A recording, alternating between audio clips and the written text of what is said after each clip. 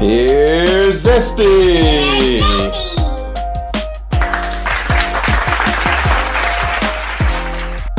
Alright guys, thank you for that warm welcome. So what I'm making today is I'm making a schnitzel, chicken schnitzel.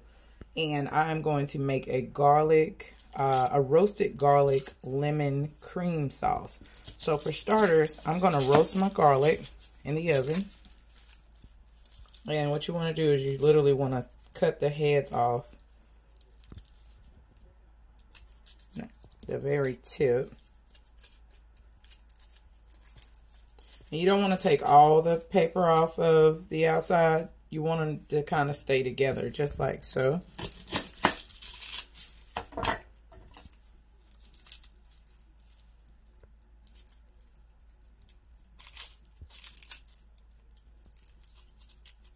Try to get as much opening as you can without taking the whole thing apart, because it'll still roast. And then what I'm going to do is I'm going to put this in the oven on 400 for about, I'm going to start out with about 25 minutes. So I'm just going to drizzle a little olive oil on the top. And then I'm going to check it. When you can squeeze it, then it's done. Meaning squeeze it like this, just like so. And if it's, you know, soft, then it's done. Or you can look for the inside of the garlic to turn like a golden brown color. Don't burn it though. So I'm gonna, like I said, 400 on for about 20-25 minutes. All right. So now as far as the chicken, these are chicken breasts that I split and then I pounded each piece out. So you're gonna have some really big pieces of chicken and that's the nature of chicken schnitzel. So the pieces should be like so. You don't want to keep them thick because then it'll take longer to fry and it could possibly burn it, because I'm going to pan fry these bad boys. So what I'm going to start off with is some granulated onion powder. And I'm not going to go too hefty on any salt. Actually, I'm not going to put any seasoning salt on here. I'm going to go with more of a salt base because the roasted garlic lemon cream sauce is going to be seasoned enough. And then you want to put some black pepper on here.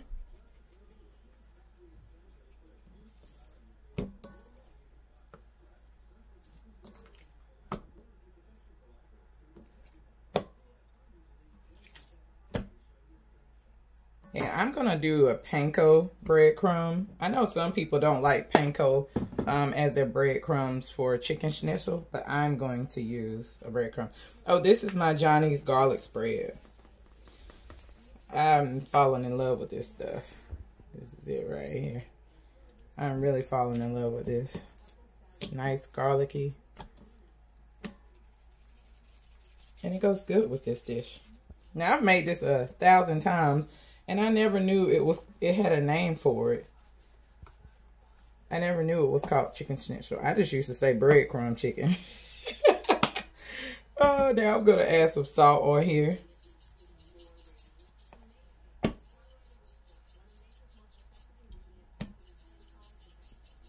And then I'm going to let my chicken sit for a little bit just to get those flavors. Let it soak in there.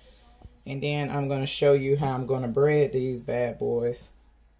And like I said, make sure you pound them out. If you don't purchase them pounded out, make sure you pound them out really good to where you get a nice flat piece like so. So that way it can lay flat in the pan. You don't have to worry about it curling up. You know, just like so. It's still going to be a little thick, but see how flat and long that is? And these were fairly small chicken breasts. All right. So I'm going to let them sit for a little bit. And then we're going to show you how we're going to bread them, and then we're going to fry them up. All right, guys, so I'm going to set up my station. I have 3 eggs that I'm going to just beat up. And then I have some flour over here. And I also have my breadcrumbs station. No shells allowed in this mix. Come out of there. Come on. Gotcha. Gotcha. We're gonna get you. Gotcha. Alright, so now I'm going to beat these bad boys up real good.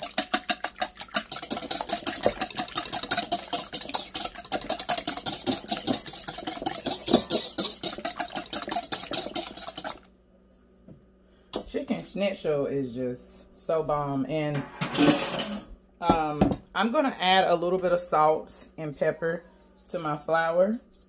Just a little bit. Because like I told you guys earlier, my the gravy, or the, not the gravy, but the white wine sauce is going to mix it well. So what you're going to do first, you are going to get it with some flour, spread it really good, and then shake off the excess.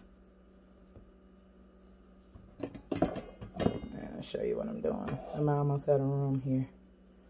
Shake out the excess, and you want to dredge it in that egg. And make sure before you put it in the breadcrumbs that you let it run off, okay? Because if not, it'll be too thick.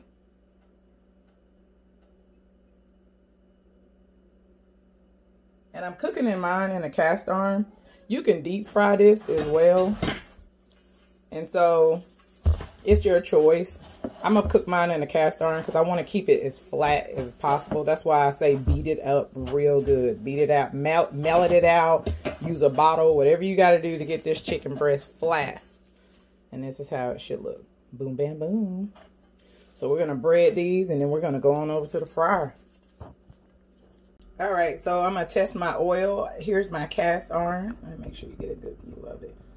And what I'm going to do is I'm going to test it with the spoon. See those little bubbles? She's ready. Sorry about that for those of you who have sensitivities. I forget sometimes because I'm so used to cooking. I bang on stuff around here. Also, another way you can test it is like that. Just like so. There you go. So, make sure you shake your chicken off before you lay it in the pan. And you want to just lay it in just like so.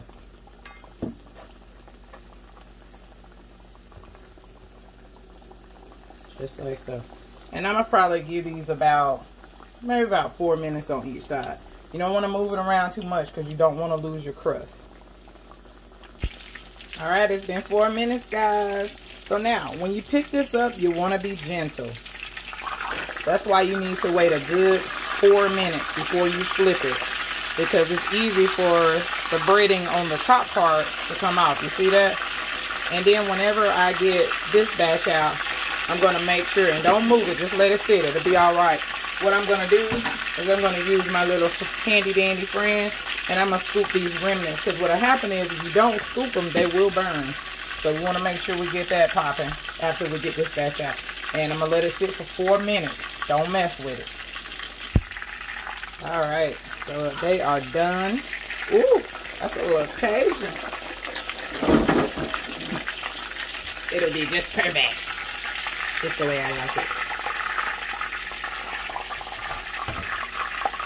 I'm going to let this one cook just a little bit more because the breadcrumbs are not quite as dark. I actually like mine like this. I love it. Yeah, so now we're going to get started on our cream sauce. And I'm going to start out with 2 tablespoons of butter. We're going to let that melt, and I'm going to squeeze in only 1 head of roasted garlic. You see, this is how it's supposed to look when it's done. Just so you can squeeze it. I'm going to squeeze it in there once the butter melts. Alright, so it's still a little bit more butter to melt, but I'm going to go ahead and squeeze my garlic because I'm going to have to mash up my cloves. Try not to get the skin of the garlic in there.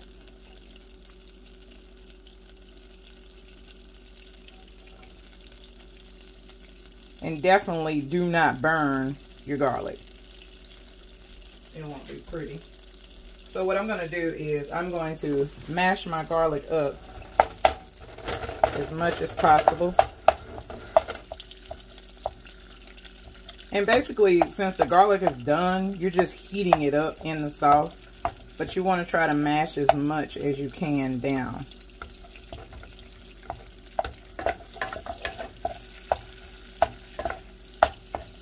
So now what I'm going to do is I'm going to add about a tablespoon of flour, because this is going to be my thickening agent. And you want to make sure you stir that really good. You don't want any lumps of flour. And just continue pressing down that garlic. So now what I'm going to do is I'm going to add probably about 1/4 cup of white wine. And I just have your basic oak leaf wine. I like this. I got it from Walmart, if you can see it. Just stir that in there really good. And I'm also going to add in 1/2 cup of chicken stock.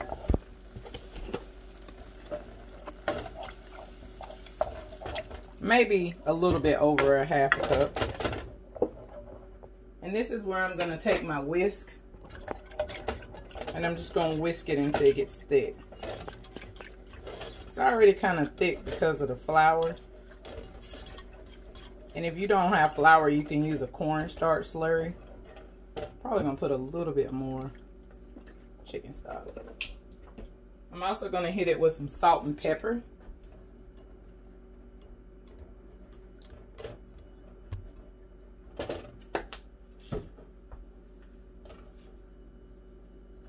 And I'm just eyeballing this. And I'm also going to hit it with some of that Johnny's garlic spread that I like. And I'll leave the recipe for this in the description box. Also, I have the juice of 1 small lemon. That's where we get our lemon feel from. And also, I have some Italian seasoning that I got in a box. And I'm going to probably hit it with 1/2 of a pack of this. Don't need the whole pack, just a 1/2 pack. If you didn't use salt and pepper, then feel free to hit it with the whole pack. You know what? I so lied to y'all. I completely forgot about the heavy cream. You can't forget about the heavy cream.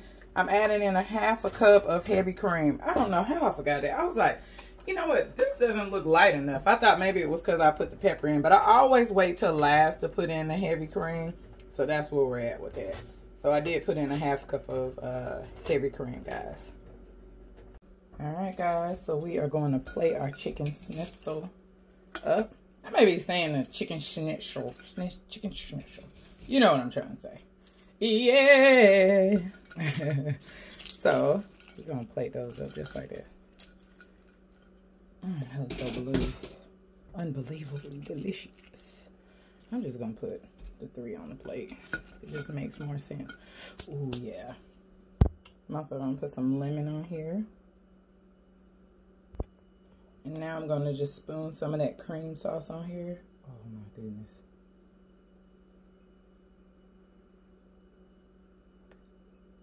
Man, that looks good. I had to give you a moment of silence for that one. Ooh, yay. And last but not least, my secret sauce, which is just parsley. Oh, man. Ooh. There you have it, folks. Now, this is it. This is it. I'm going to read you guys the positive affirmation. It's actually for you, not for me.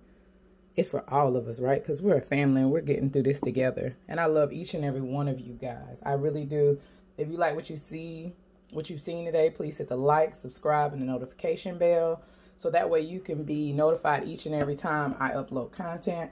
I love doing this, y'all. I love it. I love it. I love it. And I love you guys. So let's read the positive quote. And until next time, y'all have a wonderful evening. Give me 1 second. All right. So this quote says, "You are brave, strong, and worthy of the life you desire. Don't let any person, situation, or thought try to convince you otherwise." And until next time, y'all, I love you guys so much.